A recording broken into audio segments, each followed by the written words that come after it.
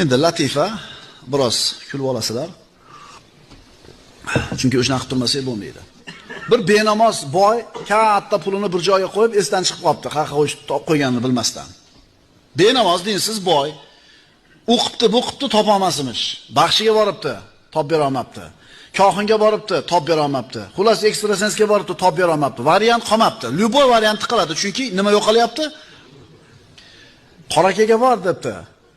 Qoraka maslahat beradi debdi. Desa, qorakaga kelibdi. Qoraka qarab turib, hech kim top bera olmayapti desa, bo'pti, Alloh diliga solar. 100 rakat namoz o'qiysiz. 100 rakat namoz o'qigandan keyin duo qilasiz, Alloh bir qalbingizga soladi debdi.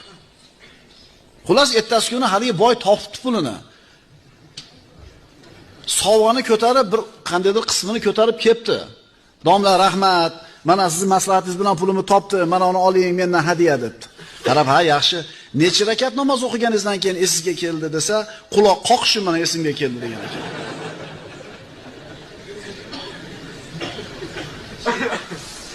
Chunki u namoz o'qishdan maqsadi pulini topish edi. Qoraka aytgan ekan, ha, o'zim aytuvdim, shayton senga bir rakat ham namoz o'qitmaydi deb.